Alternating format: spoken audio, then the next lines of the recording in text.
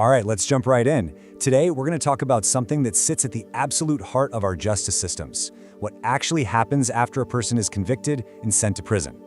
We're going to go way beyond the courtroom drama and look at the hard evidence for prison rehabilitation. You know, this quote just sets the stage perfectly. It gets you thinking, right? How we design our prisons, it's not just some dry policy choice. It's a deep philosophical one.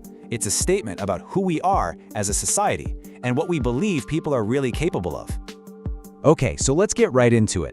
Every single prison system, whether they say it out loud or not, is basically an answer to one single powerful question. And how we answer that question, are we dealing with an object, an animal, or a human being? Well, that one answer changes everything. We're talking about the very concrete of the buildings, the day-to-day life inside, how the staff are trained, and here's the kicker, it ultimately determines whether that system makes our communities safer or more dangerous. So you basically get two completely different paths based on that answer. On one side, you have the punitive model. Its whole idea is that pain teaches people a lesson. The problem? There's almost zero evidence that this actually works. Then you have the rehabilitative model. It starts from a totally different place, a place backed by data. The idea that behavior has root causes. And if you can actually address those causes, you can change the behavior for good. And what are those root causes? Well, it's the stuff you might expect. Deep trauma, addiction, mental health struggles, poverty, not having access to education.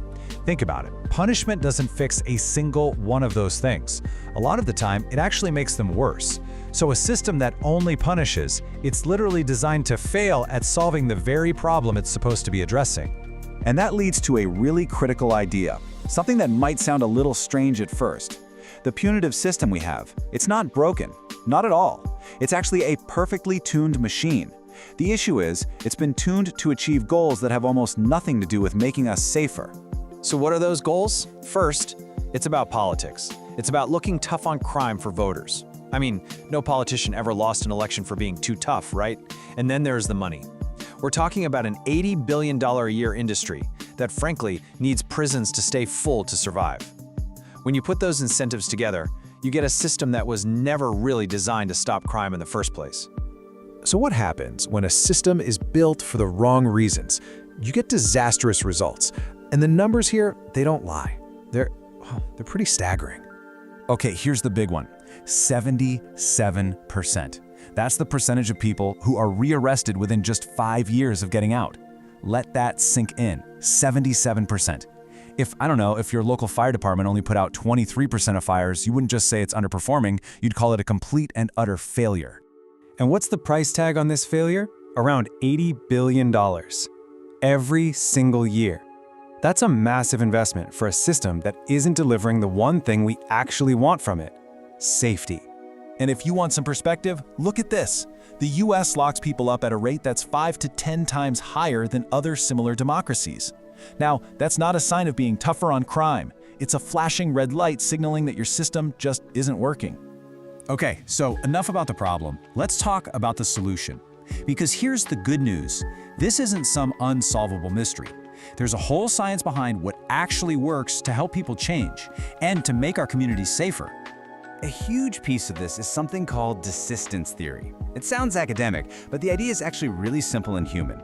It says that people stop offending when they start to see themselves differently, when they can write a new story for their own life, a kind of redemption script. So rehabilitation isn't like fixing a car. It's about supporting a person as they slowly build a new identity. And we have tools that are proven to help with that journey. Let's just take one example: education. A big study by the Rand Corporation found that for every single dollar you invest in education inside a prison, you save about $5 on the back end, just in the cost of reincarceration. So this isn't some feel-good idea. It's just smart math. It works and it saves money. And if you want to see what this looks like in the real world, just compare the numbers. In the US, we have that 77% rearrest rate. Now look at a country like Norway, where the entire system is built around rehabilitation. Their reconviction rate is about 20%. We're not even playing the same sport here. The results are just worlds apart. So what would it actually look like? What if we designed a system from scratch, based on everything we know about what actually works? Well, it would follow a pretty simple, logical flow. Step 1 is almost like a doctor's oath. First, do no further harm. You have to stop making the trauma worse. Once you've done that, then you can move on to step 2. actually repairing the damage by treating those root causes. And only then can you get to step 3, equipping people with the tools they need to build a new life, skills, a place to live, a job. And this changes literally everything about the physical space and the daily routine. So instead of concrete cells and steel bars, you'd have rooms with natural light. Instead of officers who are just there for control, you have staff who are trained to be mentors.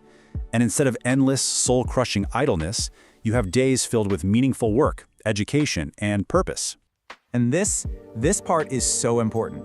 In a system that actually works, getting ready to leave isn't something you think about a week before release. It starts on day 1. Why? Because we know that the first 3 days on the outside, that's the highest risk period. So it makes no sense for that to be the time with the least support. It needs to be the time with the most. Okay, so all of this brings us to the final piece of the puzzle, and it might be the most important one. We have to completely redefine what it means to be tough on crime. Because let's face it, the biggest pushback you hear against all of this evidence is political, right? It's the accusation that all of this, dignity, treating root causes, is just being soft on crime. But this right here, this quote changes the entire conversation. The real question isn't, did the person suffer enough? The only question that matters for public safety is, are we making it less likely that there will be another victim tomorrow? And when you ask that question, the evidence isn't just clear, it's decisive. So let's just say it plainly. A system that fails 77% of the time is the soft on crime approach, because it basically guarantees more crime and more victims down the road. If you want to be truly tough on crime, you have to be tough on the causes of crime. And that's exactly what rehabilitation is designed to do. So really, the work ahead is to change the goal itself. We need to move from a system that's all about expressing anger and punishment to one that's about restoring human potential. Because at the end of the day, the evidence is overwhelming. When we do that, we get the result that every single one of us wants: fewer victims and communities that are actually truly safer.